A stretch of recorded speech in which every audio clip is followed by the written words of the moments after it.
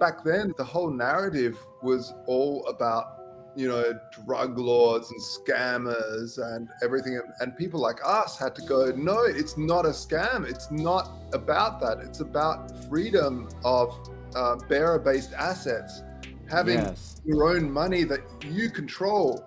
Now, there is one simple attack. You can't crack the mathematics. You can't get into the safe, but you can use the old wrench attack. And that's the biggest problem with all of these coins, is that people can threaten to take your money by force and you probably hand it over. This is why I'm such an advocate of privacy in cryptocurrency and developing privacy within coins and not seeing it as some nefarious thing, but something that's actually there for your private and personal security.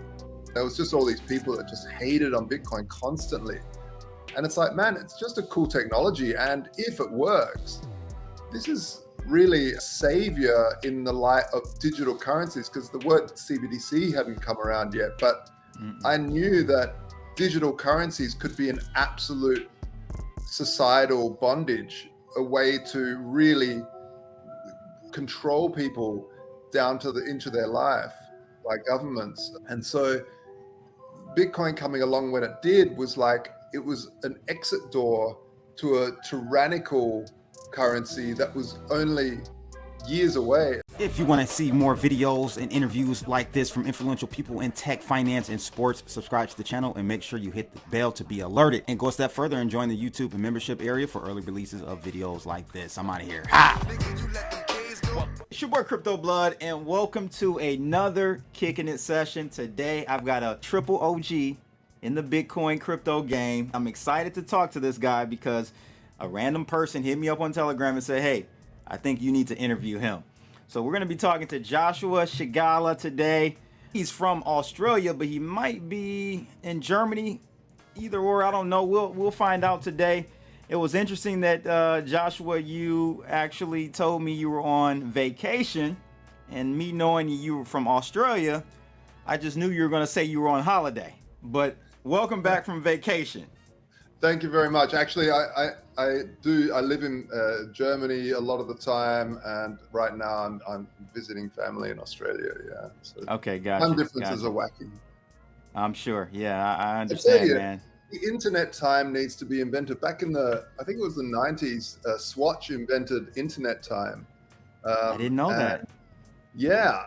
And so people could just say, oh, meet me at this many, I forgot what they called it, like ticks or heartbeats or something like that. It was some strange thing. Yeah, so everyone could say, oh, at 300, we'll meet at 300. And everyone knows, oh yeah, 300 is whatever it is in their time. And but it never took off. We definitely need to go back to that, because we're in a world with no borders now, right? Yeah. There really are no borders. We can communicate. You're in Australia. I'm here in Detroit, Michigan. Yeah. It's amazing what technology has done, Trying to organize right? time zones is a nightmare, especially with daylight savings. Like what's that all about? Yeah. Now they are talking about getting rid of daylight savings here in America, so hopefully that happens. Hopefully that happens. Yeah. So guys, Joshua is, again, as I told you, a Bitcoin OG. I call him a double OG. He worked around the time the Satoshi was around. He also helped implement the Bitcoin protocol as a web service. He was one of the first to do that. He also created something called, we'll talk about this later, Glassbooks protocol, which helps improve transparency amongst exchanges. I mean, just an entrepreneur through and through, and he's been in the space since 2010. Now, I just got to ask you, man, I'm an OG. You're a double OG. I got into crypto actually 10 years ago. This year, this March. 10 years ago this March, I got into Bitcoin. I have a lot of questions for you, because I know a few people in the space that have gotten in early like yourself. Like my friend Max Keiser, he got in around 2011, 2010, sort of like you. I think my guy Brock Pierce got in early as well. Who else got in pretty early? Some other people that I know in the space that got in pretty damn early. But I have not talked to would you consider yourself, you're a developer. I haven't talked to a Bitcoin OG developer. So this is the first time. Yeah, I mean, I wouldn't consider myself a developer. I just come up with ideas, and I've got a good technical grasp, so I can tell developers what to do. Let's put it that Gotcha. way. Yeah, Okay. yeah. Okay. But yeah, it's been. I mean, 10 years is a long time, dude. Like, as well, and it's I didn't get these gray hairs for no reason. The roller coaster is pretty intense, and Intense. but you For become more sure. stoic, don't you? Like over time, like you become more sort of relaxed and chill because you just sort of Yes. you've been You've through seen it so before. much that you can Yep. sort of you learn to control your emotions a lot more. Exactly. Exactly. Yeah. When I got in, man, I don't know how you first onboarded into MtGox, but I had to go through. It's like a local store in the States called CVS, and I would Uh-huh. have to go up to there. It's like a pharmacy, Yeah. a national chain, and I would send money orders into BitInstant, Charlie Shrimp, and then Yeah, they right. would I was credit so me on jealous. I was MtGox. so jealous of you Americans could just easily go and use BitInstant. So how would you obtain Bitcoin? We had well, sadly, I didn't obtain enough. I was just too busy, trying to mine, and it wasn't really working, and the firewalls would get in the way and stuff. But I did buy some, and it was basically through Dwala was a service. Dwala. Yeah. I remember them. Remember them? Yeah. And so I had to send them money, and they would Mm-hmm. send it over to Mt. Gox. And there was also some international wire transfers. The sad thing was, there's a guy called, you probably would know him, called Miyataki, and he created an open source exchange, basically, a really early one. And some guy in Australia grabbed it, made a website, and said, "Oh, now we've got an Australian exchange." I was like, "Yes!" I sent $500 when they were like $10 each, and the guy just took the money and didn't ever. Oh Yeah, man. and it's only $500, but it could have been But so the much. $500 today in Bitcoin at $10 Yeah, stole a I lot of know. money from you, Joshua. You stole a I lot of know, money. man. I So know. did you use like after MtGox? We'll go through all of this. Just kind of having small talk here. I was just wondering, did you ever use the exchange BTCE? That was one Hmm. that I used a lot. That was after Yeah. MtGox crash. I started using them, and Yeah. that was my entry or foray into the altcoin world. Was really through BTCE. So those are early Yeah, days, man. the Bitcoin troll box, forums. Yeah. the inventor of the So troll box. That was yes, it was yeah. that troll box on the side. Yep, that was Yeah. legendary, absolutely legendary. And that's Amazing. where I bought Dogecoin. Oh yeah. Oh nice. Yeah, Yeah. I mean, yeah, it's BTC was an interesting one because no one knew where it was based. It was based somewhere in Eastern Europe, probably like out of Russia. Or, I don't think it was Russia. It was somewhere else. And yeah, that like there was certain memes that started to arrive out of there, especially for Litecoin, like the whole Arise Chicken yes. meme came out of Oh, that I program. remember that. Yeah. I Chicken remember Arise, that. and all these strange memes would come out because Bitcoin and crypto is really, it's backed by memes. Really. That's the funny thing of crypto is that there's so much creativity and meme culture behind and that's I think why Doge really took off. It didn't take off for a long time, but it was literally built as a meme coin. It was the first meme coin, and the inventor, also an Australian guy who actually doesn't like cryptocurrency, can't stand it, and made it as a joke, and didn't The hold irony, any. right? The irony. The irony, it's really sad because he didn't hold any, and but anyway, it's a crazy world, and there are so many scams. And back then, the whole narrative was all about drug lords and scammers and everything, and people like us had to go, no, it's not a scam. It's not about that. It's about freedom of bearer-based assets, having Yes. your own money that you control. Now there is one simple attack. You can't crack the mathematics. You can't get into the safe, but you can use the old wrench attack, and that's the biggest problem with all of these coins, is that people can threaten to take your money by force, and you probably hand it over. And so I think this is why I'm such an advocate of privacy in cryptocurrency, and using and developing privacy within coins, and not seeing it as some nefarious thing, but something that's actually there for your private and personal security. Oh, you didn't know that privacy was illegal? They just banned it like a couple of months ago. You didn't hear? You didn't see the headline? Oh, Really? okay. I can Yeah, I imagine. mean, Nothing surprising. with the attack, or the OFAC adding Tornado Cash on its sanctions list, to me is an act of saying that privacy is illegal. In many cases, I was joking, but that truly is. If we can talk about that for a second, because Absolutely. if you own a business, if you run a business, you want privacy. You don't want every customer to know where you're sourcing your product from. You don't want your customer to know how much markup you're putting on that. You don't want, maybe you do, but maybe you don't want your employees knowing how much you pay each, because it starts to open up all sorts of cans of worms. Maybe you do want to share that, and that's also cool, but it's up to you, right?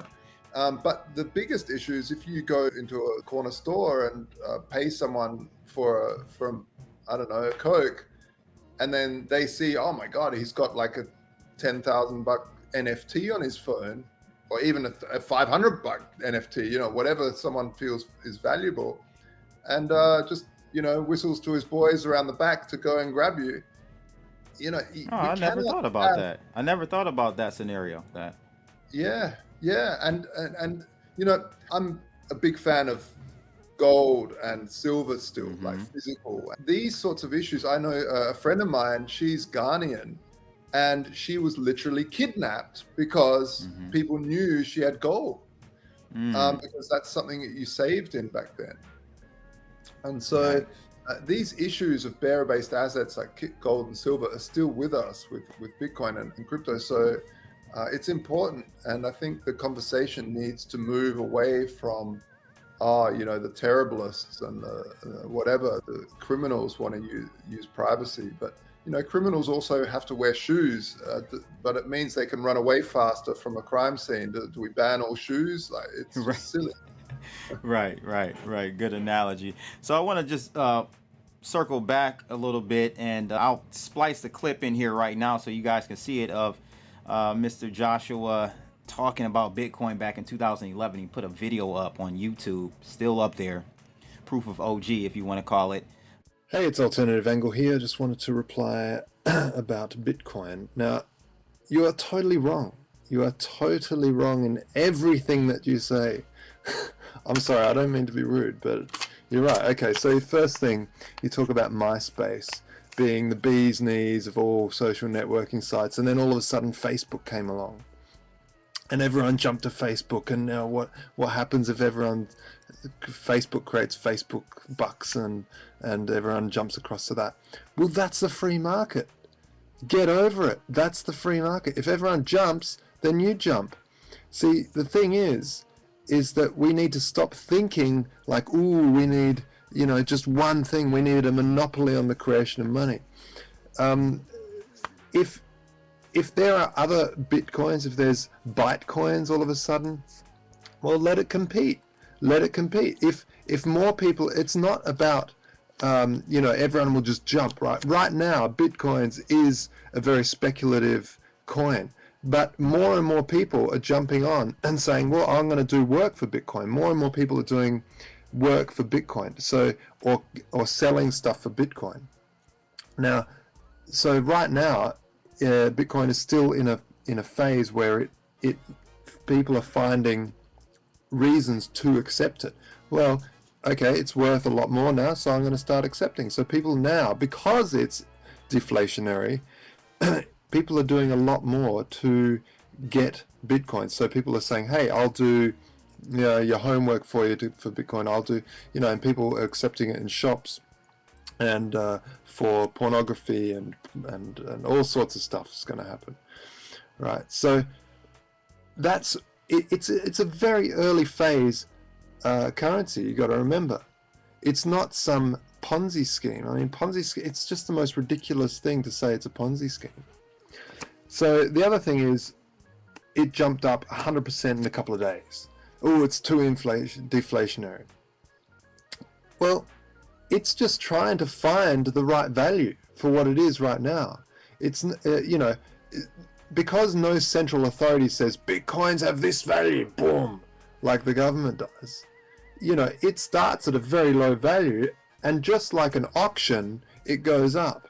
It goes up until it finds the right value. Then it'll stay fairly stable.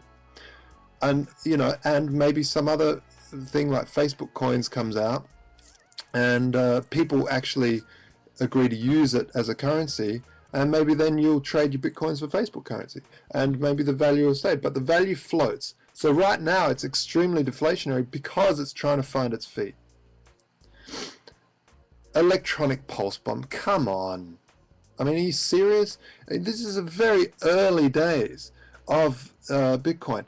Already they're writing things for being able to store your Bitcoin wallet in the cloud, so that if there is an electronic pulse bomb, Jesus, I mean, talk about grasping at straws. It'll, your Bitcoins are stored in Europe somewhere or something like that. It's cloud-based, and it'll be spread and it'll be encrypted so no one can steal it. This technology will keep on getting better. Now, if Bitcoin is the first incarnation of this, and someone comes out with a competing currency, well, it might have learnt from Bitcoin, but trust me, Bitcoin is sticking around just like BitTorrent has. Old people, big computers, rich people. Look, I tell you, when computers first came out, old people weren't able to use them either. Because someone isn't educated enough to use this stuff now, doesn't mean it's a bad currency. When computers were first coming out, it was just a bunch of nerds writing, binary code into these ridiculous machines that did nothing.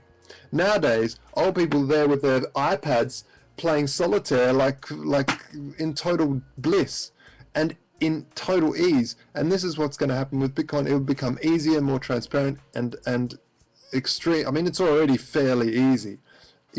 How it works isn't easy, but you don't need to know how it works. It just works. I get a little wallet client, and I'm able to send money to someone else. Big computers and mining, you obviously don't understand how it works, because it doesn't matter how much mining. If you have a massive supercomputer set up, the questions are getting harder and harder to fulfill, and B, it's kind of random who gets the packet and who gets the 50 Bitcoins. It's not the bigger your computer. I mean, it slightly is, but it doesn't quite work that way. And mining isn't going to be around for much longer. It's not going to be one of those things that mining is basically the system allowing Bitcoins to slowly get released. Now, once it hits, in the next 2-3 years, it'll become worthless mining something. People will just have their miners on basically for no reason at all, but to basically keep the system up and to trade with other people. So just like BitTorrent, I don't keep BitTorrent up to seed. I just use it to when I want to suck, but while I'm sucking, it's seeding. So that's the same thing with Bitcoin. So it's ridiculous to say that rich people have this thing over poor people, and that it's the most unfair thing. I mean, it's absurd. No centralized system, so if you get robbed, then you're shit out of luck. Well, guess what, bud? If you're walking along with gold in your pocket and you get robbed, you think the police are really going to help you? Come off it. They're going to help shit. They're just going to go, well, take some notes and yeah, we'll get back to you. They're not going to give a hoot's toot. But no centralized. I mean, that's good.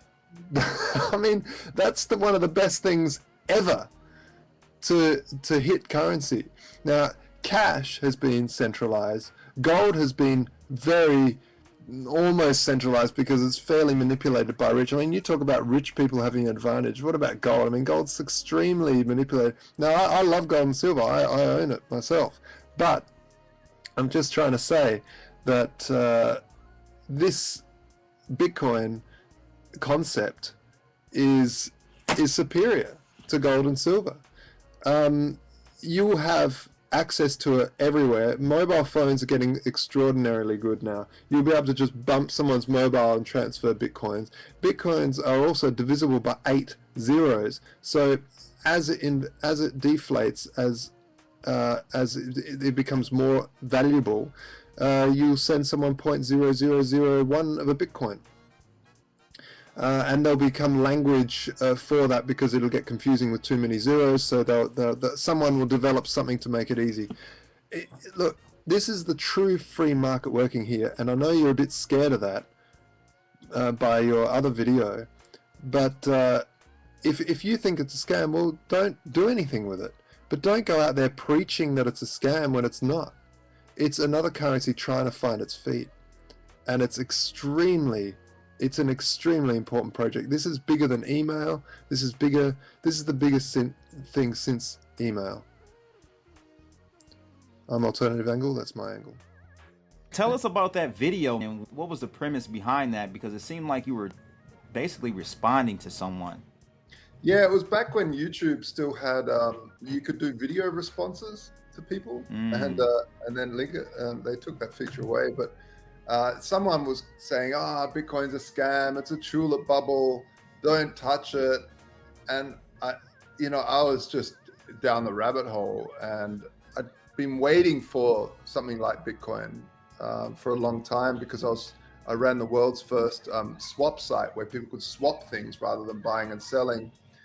And I was looking for that solution, some sort of credit system that I didn't have to issue, some sort of decentralized credit system. I didn't know really how to even explain the idea that I had, because it didn't exist. The concept didn't exist. And then when Bitcoin came along, it was like, that's what I wanted, something that nobody controlled. But anyway, when I made that video, I was basically replying to someone who was calling it a scam, and I just got sick of people calling it a scam. And you remember back in the day, there was I think it was called Buttcoin. It was like a subreddit called Buttcoin, and there was just all these people that just hated on Bitcoin constantly. And it's like, man, it's just a cool technology, and if it works, this is really a savior in the light of digital currencies, because the word CBDC hadn't come around yet. But I knew that digital currencies could be an absolute societal bondage, a way to really control people down to the into their life by governments. And so Bitcoin coming along when it did was like, it was an exit door to a tyrannical currency that was only years away, a few years away. We were already using credit cards and ATMs and doing a lot of cash transfers online on internet banking. So it was only a little while away until full digital cash could absolutely control every part of your life. Yeah, true. I don't remember the Buttcoin Reddit subreddit. I'm not familiar with that one, but I do recall the hate on Zero Hedge we would get in the comments, man. Every time Bitcoin, I actually found Bitcoin because of Zero Hedge one night. But the hate, the vitriol in the comments was insane against the Bitcoin people. And it was primarily, guess who it was coming from? It was coming from the gold and silver people. I know. And we were like, we're on the same side. What are you guys doing? Yep. And I've said that for years. I've said, guys, gold and silver and Bitcoin shouldn't be fighting. There's a common enemy here, and that's fractional reserve banking, the fractional reserve fiat system, not us. We're on the same team. Yeah, we might have different ideas on the fineness, but at the end of the day, they're both scarce assets. They're both found into existence and not spent into existence, like fiat is. Fiat is lent into existence. So every dollar that someone has, somebody else owes that dollar to the bank with interest that actually doesn't exist in the system. So there's more interest owing than there is fiat. So it's like a musical chairs with not enough chairs for people to sit down on. And you know, it Inherently looks the like we're system. getting close to the end of that musical chairs. Speaking of Silvergate and you know Oh all these yeah. banks, Silicon Valley Bank. Maybe we'll touch on that at the end. No, that you're spot on. The music's about to stop, and there isn't enough chairs, and it's, you know what, and who it really punishes are the elderly. Your mum, your dad, your Yeah. grandparents. They're the ones that suffer because young people can just go and earn it again. You know, the currency collapses, and you can look. The best thing to do for any viewer that's sort of new to this is to look at the history of currency collapses and currency crisis. All that happens is they go, oh, whoops, here's a new currency, and they release a new one and give it a new value and start again. Now, what happens in that is that anyone holding the old value, and these are people like elderly that have worked their entire life, you know, stored the value that they've worked for, that proof of work of laboring as a mechanic or a bricklayer or whatever they did, storing that value that they created in this paper, and then for that just to be destroyed and a new paper issued is an absolute catastrophe for them. How would that look in today's age? Would it be that our parents, our grandparents, their pensions would, because they were based in that old currency, would it see a big debasement in the new currency? How does that look with the transition? Let's say we start over. How would they get hurt this go around, do you think? Well, the government will say, well, we did what we could. We had FDIC insurance for you guys in America. Or the European Central Bank will step in and insure a little bit. But the insurance companies cannot afford to pay everyone. And if they did, you would see a huge inflation. So the problem with currency collapses is, as they happen in the past, is first, you get a huge inflation coming. And then you get a hyperinflation coming, where a can of Coke will cost you, $10,000 one day, and then $1 million the month after that. Then the currency collapses. But then what do you value stuff at anymore when you create a new one? How do you do a one-to-one change? You can't really.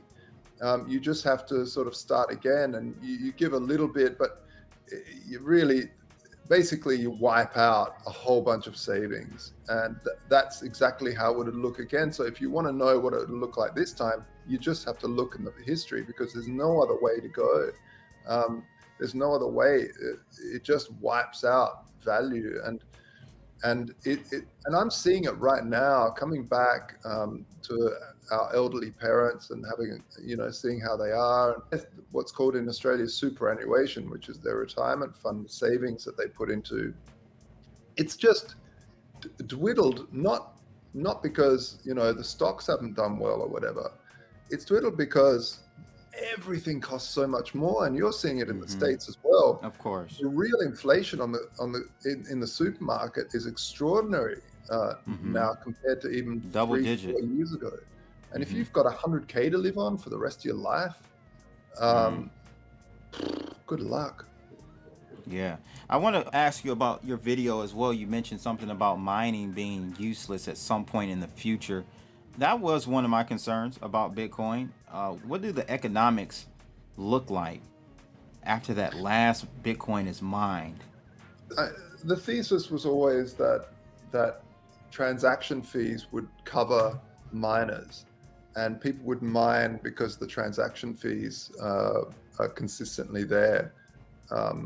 But my concern was always with the Lightning Network and Layer 2 solutions, that people just never close the channels. And for those that don't know how Bitcoin scales, the solution that the community came up with is to say, okay, we scale by, instead of going to a bar and you paying the barman every time you buy a drink, you just open a tab with the barman and you drink all night. The barman keeps tabs, and then you make one transaction at the end, and that just pays for everything in that one go. And this is called the Lightning Network. And the cool thing about that is, you could, if there's someone else in the bar, you can actually pay them through the barman, and the barman will keep tabs. And at the end of the night, you do one transaction, and it settles across everyone that you owe money to in the bar. Not only that, if the barman has a tab at another bar, you can also pay someone at the other bar multiple hops, right? And just still do one transaction and pay hundreds of people, thousands of people. But how long does that tab stay open for? Because the only time the Bitcoin networks, the only time the miners get paid is when you close that channel. And really, there's no need. You can keep that channel open for years and years before you settle back onto the main chain, before you make that final payment. So, that is a concern of mine. The security of Bitcoin as we move forward. I'm concerned about where the incentivization is for a miner. There has to be some economic incentive for them to continue to mine. And I don't know if network fees alone, I mean, Bitcoin would have to be, and it could be multiple millions of dollars against whatever fiat currency, because, you know, we're all talking about valuing it against another fiat currency. But that was something I always wondered about and was interested to hear your opinion on. I think I would have to say that if we do have a major currency collapse globally this time for the first time, we can already see it right now with the Bitcoin pump at the moment, the crypto pump, with the fall of Silvergate. Yeah, right. And why is that? Well, people are like, oh, so they're thinking already, where do I put my money if the banks are going to fail? Well, you can put it in gold, you can put it in silver. Okay, that's what a lot of people are doing. That's why gold's also going up. But a lot of people are now going, what's this Bitcoin thing? That's unconfiscatable. And there's only 21 million of them. I'm going to put it in there. Yeah. Mm-hmm. But you know, one of the things that I'm working on now is a stablecoin project, and I am working on a way to deliver, because stablecoins are a very important part of this industry, but they have to be decentralized, and you have them decentralized by people locking up assets. They have to have more value locked in them, provably, and you don't want to trust a centralized authority, right? So why I brought that up is because we want to do it at 0% interest loans. So people lock up things into a smart contract so they don't let go of their keys. They hold the keys. And because not your keys, not your crypto, but they send it to a smart contract. So it's not at Silicon Valley Bank, it's not at Celsius, it's not at BlockFi, it's at a smart contract that you control as the user. And you open up the smart contract, put some funds in, lock it, and then borrow up half of that value or more, 80% of that value as a stable coin that you mint into existence. Now you've got the stable coin, and you've got more value backing that stable coin than the value of that thing. So now you've got a currency that's actually backed, kind of like the gold standard originally, but at 0% interest. Now, how do the super wealthy make money during inflation? How do they get wealthier when there's a huge hyperinflation? That's the question. And the answer is that you borrow as much as you can at fixed interest. So the wealthy, they see an inflationary cycle coming. They're like, there's inflation's coming. I can feel it. Okay, I'm going to go to my bank account. And usually it's only the very wealthy, because they've got leverage with their bank managers. They can say, bank manager, I want to put my properties up for leverage, and I want to borrow like a couple of million, whatever.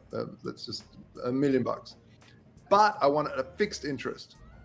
And the bank manager says, okay, and I want it at fixed interest, even if there's a currency collapse. I don't want it to get reevaluated. I want it valued at this price, according to a basket of goods or something like that. And they're like, oh, okay, you know, you're super important to us, so we'll do this. And then what happens is that they borrow $1 million and they buy a whole bunch of properties, real estate. Now, what happens in 5 years' time when there's a hyperinflation and suddenly a can of Coke costs you $1 million? You've effectively bought all of these properties for a can of Coke. And why only the rich and the super wealthy and powerful could do this is because they had that leverage with the bank manager. The normal pleb goes into the bank and they're like, give me a fixed interest with no, you know, and they're like, no, we're not going to do that. It's too risky for us, because the banks also see that there's inflation coming, so don't want inflation to eat away at their profits. And so variable interest loans are what they want, so they can lift the interest rate when they want. But so that's how you profit out of inflation, is that you borrow as much as you can to buy more rare assets with, and pay off that debt using inflation, basically to pay down the debt effectively. And so this is what we're building with the standard, is allowing people to lock up assets like Bitcoin, Ethereum into these smart contracts that they control, mint themselves stablecoin. Like we're starting with S Euro, and then we'll launch SUSD, S Indian Rupee, and S Ruble, and we'll be releasing a whole suite. We want to basically have an FX market, a blockchain FX market between different currencies and stablecoins, and they're provably overly backed by people all around the world, decentralized way, putting assets into smart contracts, and paying 0% interest with no time limit to pay it off. They're not forced to pay it off at any time. But if there's more value locked in there than they would like to, than they have borrowed, so it's in their interest to pay it off at some stage. What would be your rebuttal to about Terra Luna and that whole debacle? Shit show. How would you explain to a person that, hey, I have basically a programmable stable coin, and the first thing you're gonna think of is Terra Luna. So how would you differentiate yourself from a Terra Luna scenario? And have you seen that be a barrier since Terra Luna went down, as far as people's understanding and not just associating any programmable stable coin to Terra Luna?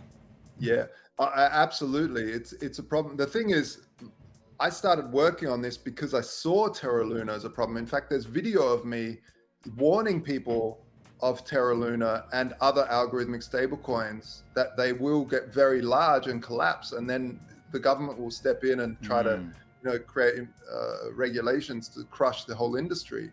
Oh, so you're just a super forecaster. You just see around the curve. I'm noticing a pattern here, Joshua. You said it was going to be a Facebook coin. That was attempted. Yeah. Okay. You said mining is going to be useless. I agree with you. All right. I'm listening. Yeah. I mean, it's not that I'm some genius forecaster. It does look like that. But the reason why I said that at that conference, was because I'd seen it before with BitShares, with a whole bunch of people that have tried algorithmic stablecoins and they didn't work. The difference with what we're doing is that, so Terra Luna, what they did is they said, we've got this thing called Luna. It's a governance coin, and we can print as many of them as we want. And they had one like USD coin, it was pegged to the USD, and they said, this is $1. Now, if one Luna is worth 50 cents, right? What they did is they said, okay, we print 2 Luna and back that $1 because they're worth 50 cents. Now, if Luna goes down in value by half, we'll print 4 of them and back it. Now it's still $1. If it goes down again, we'll print 6 of them, 12 of them, 15 of them. And they had the ability to print their own currency that had no real value, and kept on backing their so-called stable coin with their own coin that they could mint out of nowhere. But that's like me saying, here's a coin, and I'm going to put dust in it and say the dust has value. And don't worry, I've got infinite dust, so I can just keep putting infinite dust in. And it's a ridiculous mechanism. You cannot back a currency with fluff, with something that has no value. And so because it's effectively like fiat currency. It's even worse, because you're giving people the false impression that it's backed by something, but it's not. So what we're doing is, we don't have the ability to back any of the coins with anything. What happens is that users take rare assets that we cannot print out of nowhere, like Bitcoin, where there's only 21 million, or Ethereum, which is now also deflationary. But also the community will decide what other tokens will be allowed. But one thing we are going to launch with after launch is tokenized gold, so that people can also lock up gold and mint currency, or effectively a gold standard. What you can do then is you're locking up real rare assets. We cannot print that out of nowhere and destroy the thing. Now, imagine if you have $10,000 locked in and you've borrowed $8,000 from yourself. You've taken a loan out from yourself. You've locked up 10,000. You've borrowed 8 from yourself. Now you've got 10,000 locked in there, so it's in your interest to pay back the 8 and remove the 10 grand, especially if Bitcoin goes up in price and now you're sitting on 50 grand. So what happens is if our stablecoin depegs and goes down in value, oh wow, you can buy, you're now getting a discount on paying back your debt. So you'll go out there and buy that stablecoin and pay off that debt because you've got so much value locked in there. And that's what will keep the peg. We aren't algorithmic, we're true asset backed, and not in a centralized way where one company says, like USDC, for instance, says, oh, we've got $1 million in the bank and we've issued 1 million ERC20s. Oh, whoops, the bank just went broke. Silicon Valley Bank just went bust and we got 20% of our holdings in there. And it's, we've got a 3.3 billion sitting in the bank, yet the FDIC is going to only insure us for $250,000. It's basically useless. So this is totally different because we are backed by every user actually using the network. Interesting. Okay. Yeah, that's great, man. I actually thought years ago that the biggest use case for crypto in the future will be, people don't like to hear this, but tokenized fiat currencies. Fiat isn't going anywhere, I don't think, anytime soon. They may reinvent themselves, but as long as there are borders and there are governments controlling those citizens within the border, you're going to have a fiat currency, in my opinion. That's one of the main ways they keep control. So let's just face it, right? But at least with a scenario like the standard, my euro is unconfiscatable. Yep. And it's fully backed by, and the thing is we're creating S-Euro, S-USD, but then we'll also create other synthetics like Tesla stock or which is Tesla's pegged to Tesla, but it's backed by Bitcoin, gold, Ethereum, other things. But this is where, because other people will say, well, Maker does something very similar, Maker DAI. Yeah. And so we're really the next generation. We're built on the zero knowledge proofs, EVM of Polygon, which is really the next gen of layer 2. So it's super cheap and super fast and very secure and heading towards privacy. But also what makes the standard really interesting is, let's say you've locked up a whole lot of debt, you've taken out, locked up a whole lot of collateral, you've taken out some debt, and you've lost your job. You don't have any money to pay back your debt. And there's so much collateral sitting in there that you could get hold of, but you can't afford to pay back the debt to get hold of that. Well, you can take that smart contract and now sell it as an NFT. So now we're pioneering the use of NFTs rather than just artwork, using them to be part of DeFi. Because all NFT means is that you have a coin that you can follow around the network. It's a key rather than anything else. So instead of thinking of it as art, think of it as a key. And so imagine if you have a vault where you've got a key that can only unlock the vault if you pay back the debt that you took from it. It's a weird concept, but now you can't use that key, but what you could do is sell that key to someone else. Say, look, I can't afford to pay back the thing and get the collateral out. Yeah, I'll sell you this key and you can do it. Below and par. The person, so now I can unlock liquidity even though I can't afford to pay back the debt by selling the debt. And we do this in the traditional finance space where they sell collateralized debt positions. Tranches of debt, Yeah, and people will buy that debt off of you. And so this is really what we're pioneering in the space, is to sell debt using NFTs But not only that, you can also, one thing that we also do is allow people to trade the collateral, even though it's locked and I can't get hold of it.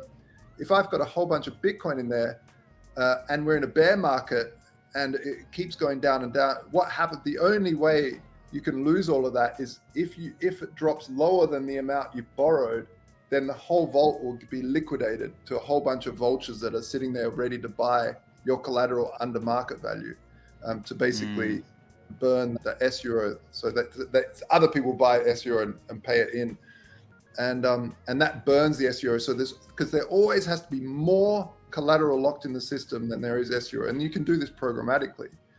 So sorry to deep dive here. I hope people can keep up. No, people definitely. My audience will keep up for sure. So I guess that is a danger. So you would probably suggest people not do a 80% LTV, right? Because that would be that'd be very risky. That's right. It is. But we're building tools where you can trade your collateral into like a tokenized gold. Let's say you're in a crypto bear market, it's just going down and down. You know, we all know when Bitcoin goes down, the whole market shits itself. So yeah, there's no real need to buy Litecoin and think that's not going to go down. It's all going to go down. So what you want to do is collateralize, swap the collateral into like a tokenized gold. All of a sudden now you've got tokenized gold in there that is on the same, it's just a different train track, but it's not fiat. And the good thing with tokenized gold is gold, if you're holding gold in a top tier vaulting facility, because I ran the very world's first Bitcoin physical gold exchange called Voltoro. Voltoro, yeah, I want to talk about that here. Yeah, and why that's so cool is because if people hold gold, you can insure gold to however much you've got. It's not like the FDIC that's only insured to 250K. Now that's a lot of money for a lot of people, but for businesses it's not. And so but gold you can insure to however much you got, because it's a physical good. You know, the insurance company, Lloyd's or whoever, will go, well, you got $2 million worth of gold, we'll insure the whole lot. And so it's really handy like that. And so tokenized gold is really good because it's fully insured. It's easy to audit. Bitcoin has had, what now, 13, 14, however many years of scams, years of scams. Gold has had 5,000 years of scams. So we kind of know the board here, how people scam each other. So the gold industry is very well hardened against that stuff. And so it's very easy to audit gold. It's very easy to insure gold. You can have top tier vaulting facilities. It's very hard to crack vaults and get into them. Yeah. And so tokenized gold is a really good option for people that are holding collateral. They can auto swap into gold. And let's say like Link is going to making a huge announcement. Someone knows and feels, I'm going to buy some Link because I want the upside. They can trade from let's say they've locked a whole bunch of $1,000 worth of ETH. They can trade it into $1,000 worth of Link and it'll still sit in their smart vault. This is also a really big invention that we're releasing, which is really cool. Interesting. I'm excited to hear more about the standard and when you guys thinking about launching. I know you're doing the mint right now, correct? Yeah, so we launched the very first S euro using what's called an initial discount curve offering or initial bonding curve offering, where the very first S euro that get issued, what we're doing is selling it under €1, and the more people that put into the smart contract, the less that discount becomes. So you basically can buy the first euro at 80 cents. You know it'll become a euro worth soon, so it's kind of like a 20% upside with only a fraction of the risk in case the whole project fails. Yeah, that you buy that, and as more and more people put liquidity in the pool, that discount becomes less and less until it becomes 1-to-1. At that point, it becomes a stable coin, and then we're releasing the smart vaults, and that's all that good stuff about people locking up assets. But meanwhile, while they're sitting there with this S euro waiting for the smart vaults that they bought at 80 cents, it's not a stable coin yet. It's worth under €1, but what can they do? Well, we'll buy it off of them for €1 worth of a bond in the governance token, so they can buy a bond and it's a bit DeFi. If anyone's into DeFi, you'll understand yield farming. It's a great way to help the protocol over collateralize and have like a stability pool in there for the very first stablecoin issued. and then the smart vaults will be released. Then because we're building natively for that, I believe that all of this Arbitrum and all of this stuff using these other rollups, optimistic rollups, they're like a stopgap to me. There's no the true scaling comes with mathematics. No trusting anybody. There's still a lot of trust involved, and there's like a 7-day settlement period on Arbitrum, and so it takes 7 days for when you want to go back to Ethereum. This is all nonsense. You want real time, block to block. We had settlement weights when we were dealing with Swift, guys. Why are we going back to the Swift system or ridiculous or any of these? Right? That's crazy. Yeah, crazy. Yeah. So and this is why the zero knowledge proofs is the ultimate scaling solution, and it's coming first to Polygon, which is fascinating stuff. Really hardcore math. This isn't easy cryptography. There's only a few cryptographers in the world that truly understand this. So it's not going to roll out to many other chains fast. It will, as people become more knowledgeable, libraries get built and stuff. But Polygon will have it first. That's on Ethereum. I really like Ethereum. It was the OG of the smart contract space. By the way, maybe we can go into this. It depends how much time you got. But also why, when other chains say we've got really cheap transactions and free, almost free, why that's a false argument. So we've got a month then after the 27th, a month of testing and stuff, and we'll be launching about April the 27th, so a month after the zero knowledge. Gotcha. Okay, interesting. So what about when I hear about the standard, and we'll move off of that because I want to talk about Voltoro. I think about like security. The thing I keep hearing, security. How are you dealing with that threat from the SEC in the United States? Are you not allowing U.S. citizens to participate, or what's going on with that? Well, for the initial bonding curve, these are just a bunch of smart contracts. We don't control them. We don't earn anything from the IB. It's literally a communal smart vault. We don't have access to that money. It just backs the S-Euro that people are buying. It's just a way of users backing their own thing. So how do you, as an entrepreneur, how do you generate revenue from this model then? Are you incentivizing people to use your S-Euro in your ecosystem, or where's your vertical?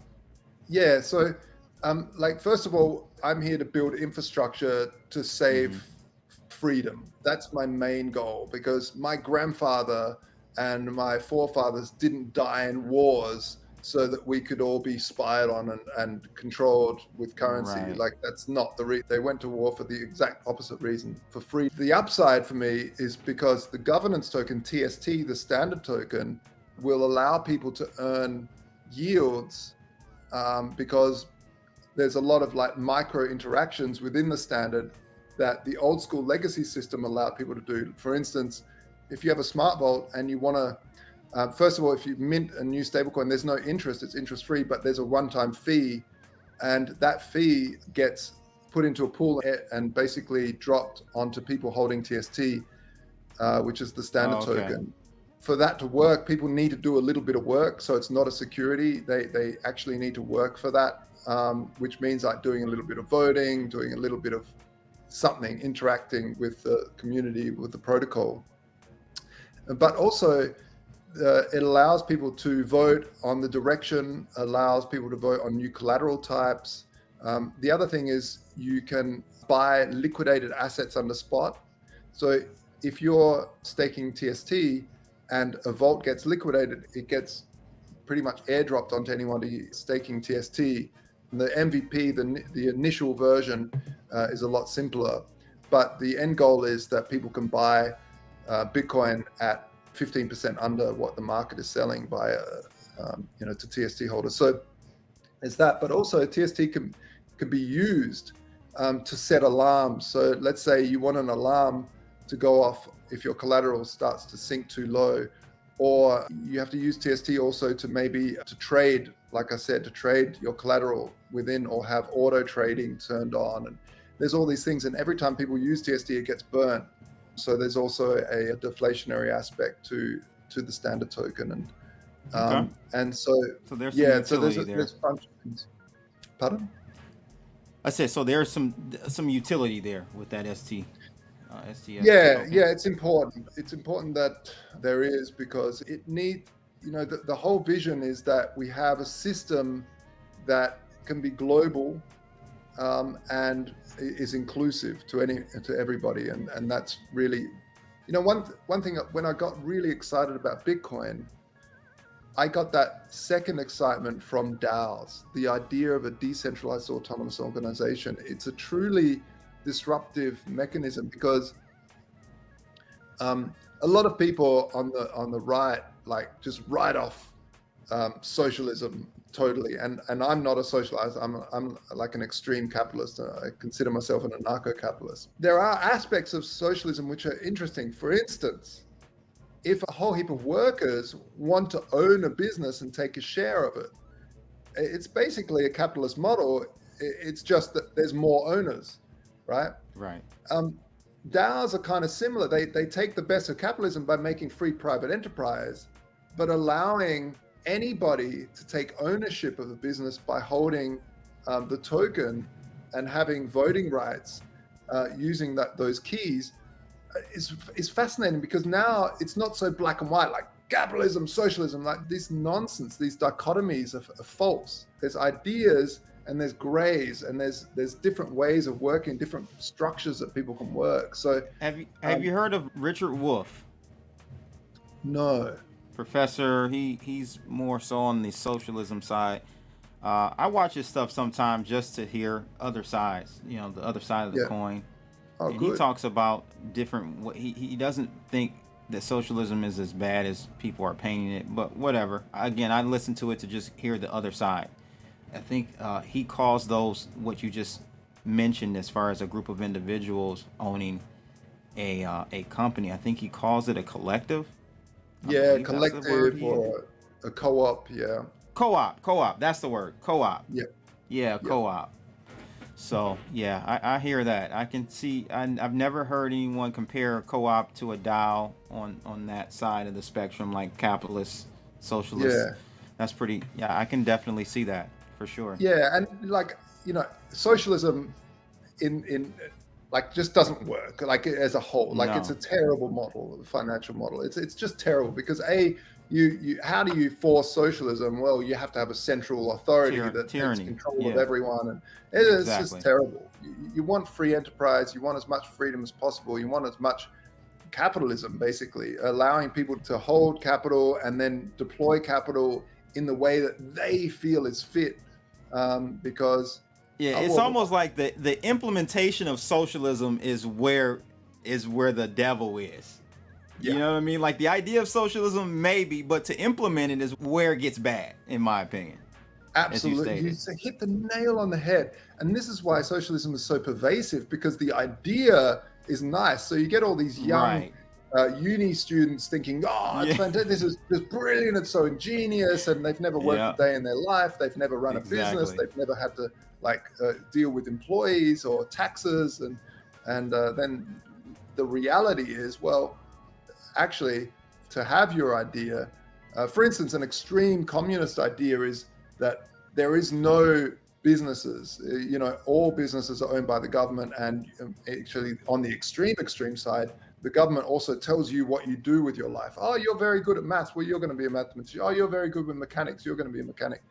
And a terrible idea. And we saw this in East Germany when the wall came up. It was a communist socialist state, and actually, my father grew up there, and he told me some stories. Like, when you had a child in the East, you had to order the child a car at birth, because it took 16 years to build the car, which was the only car you could get in the East, which was made by the government, called the Trabant. And it would take 16 years to get as much throughput, because it's totally inefficient. Governments are just terrible. Governments are horrible. Yep. Yeah. Very true. Very true. I want to touch on this before we get out of here, and I'm definitely going to have you back on, Joshua.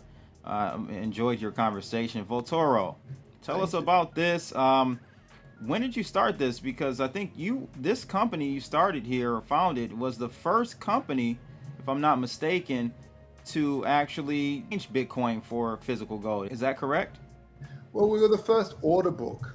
There was people allowing you to send Bitcoin and receive some physical gold in the mail, or even put it in a vaulting facility.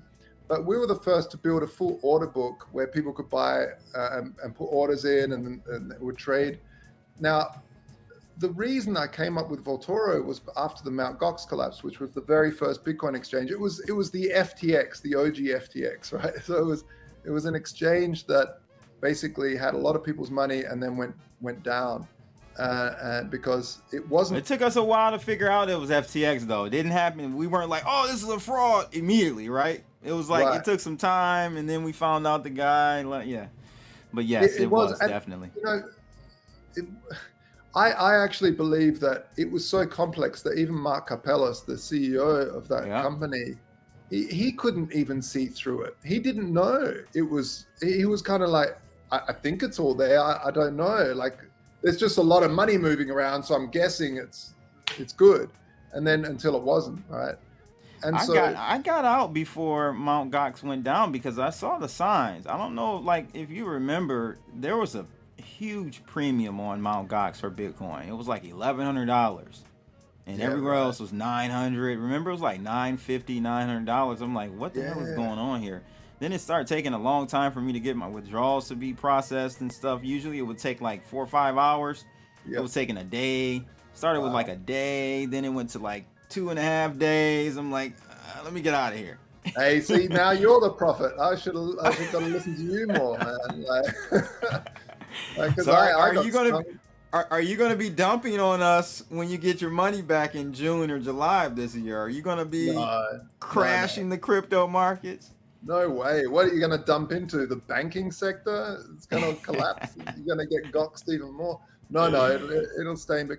But the thing is that after MtGox collapsed, I was thinking, okay, we've got to build a transparency protocol. So we built this glass books protocol idea, and then this allowed exchanges to be ultimately transparent. But the big thing was that exchanges, they have multiple party risks. So you've got a party risk with the exchange, right? You put money onto the exchange, Bitcoin or US dollars, and either the exchange could go broke and lose all your money, or the bank that the exchange uses goes broke. So now you've got 2 counterparty risks. And not only that, or the government shuts down the bank. Now you've got 3 counterparty risks. So how do you reduce those counterparty risks? Gold was the answer, because gold, like I said before, you can have a top tier vaulting facility in Switzerland that's totally neutral. It's been neutral through 2 world wars in that area of the world. So that's a good sign. The second, though, you can have these amazing vaulting facilities for very cheap. You can audit them by large auditing firms like BDO International, and they multi-billion dollar, if not trillion dollar, multi-billion dollar industries that audits. They can count the gold. You can insure it to however much you've got, and no one can rob it because it's just super secure. These facilities are amazing. So imagine you could do that, but at that time as well, banks were just freezing your account. So here's the 4th counterparty risk, not the exchange's bank, but your personal bank. Because back then, if you withdrew money from anything that crypto related, your bank just closed your account and said, no, it's too scary, because every headline in the world was about drug lords and Silk Road and all this. So banks just didn't want to deal with it. So our answer was, okay, well, you've made a lot of money in Bitcoin, let's say, and you don't want to go back to fiat because your bank account could be frozen, the exchange's bank could be frozen, the exchange could go broke, all sorts of problems.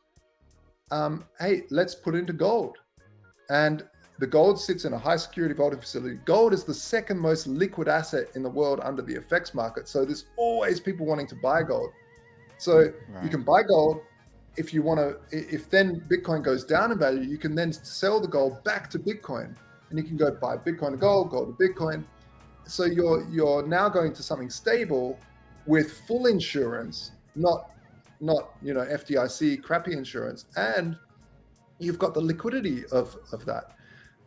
We've never tokenized the gold, and that's the next level, and that's what Voltoro will be doing. Will be the first tokenized gold asset on standard. But it was a So really I see you're backed by TechStars. Now, did you go through the TechStars incubator program, or you just funded by them? Yeah, we were Okay. pretty much the I first. went through TechStars Oh Mobility. yeah, Yeah, nice. TechStars Mobility. You ever heard of that program? Yeah. Yeah, I went through TechStars Mobility. Oh wow, it was so good. It was so fun. I really enjoyed my time. You enjoyed your time there? Yeah, I did. I had a great time. Learned a lot. It was one of my first startups. We were able to get into their program. So, yeah, it was good, man. Definitely good. Oh, that's awesome. Yeah, so TechStars was great. We were one of the first Bitcoin companies or crypto companies that they brought in back then. Nice. We launched early 2015, February. TechStars went, oh, this sounds interesting, and took a punt, so it was good. Yeah. Oh, that's dope. You need to get Peter Schiff as your spokesperson. I know. It's true. Well, the funny thing is about Peter is that he accepts Bitcoin for gold as well on his service, but he shits on it all the time. He says, "Oh, Bitcoin's terrible."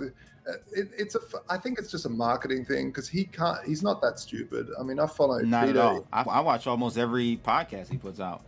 Yeah. Yep. Everything but Bitcoin. He's pretty. I love his angle. I think he's early. He's and it's sad, but timing is everything. His thesis is correct, but I just think he was way too early. Maybe his thesis is coming to fruition now, but I know he's running around happy that the world is about to crumble. I'm like, that doesn't make any sense, Peter. Like, if everything falls apart, it's not going to be good for humanity as a whole. Absolutely. You shouldn't be cheering for a collapse. Yeah. Bring a solution to the table. Yeah, absolutely. I fully agree. But the gold industry really shouldn't be, like we said in the beginning, it's not the Bitcoin industry, crypto industry is not the enemy of gold. And that's why I got sort of disappointed in Barry Silbert when he came out with the drop gold advertisements all over the place. Drop gold, buy Bitcoin. I remember that. It's guys, it's drop fiat. Drop fiat. Right. That's the story here. Not drop gold, not drop Bitcoin. It's drop fiat. He couldn't say that though, because he's beholden to the fiat gods. Wall Street. That's all. If he said that, he would be done. Spot on, man. Spot on. Yeah, it's crazy, man. I gotta get you back on because I want to talk AI. I see you talk about that on Twitter a little bit. I definitely have a whole bunch to say about that, and I'm sure you do as well. I want to go further into the whole. You talked about Lightning Network. I'm not a fan of it. I have my reasons. We maybe can discuss that on one episode. But I don't know if you saw this from Blockstream. They're building a CBDC backing layer. It's here, they say, with an exclamation mark. I definitely want to hear your take on that next time you're on. Any last words, man? Where can people find you and stay in touch with you? Where are you most active? Yeah, Twitter basically. You can see it on my name here, at J Shigala, Scigala. But also go over to the standard.io. We've got a Discord there, and it's a whole lot of fun. We just started creating avatars for active community members there. We've got this sort of cyberpunk cowboy sort of theme going there, which is really funny.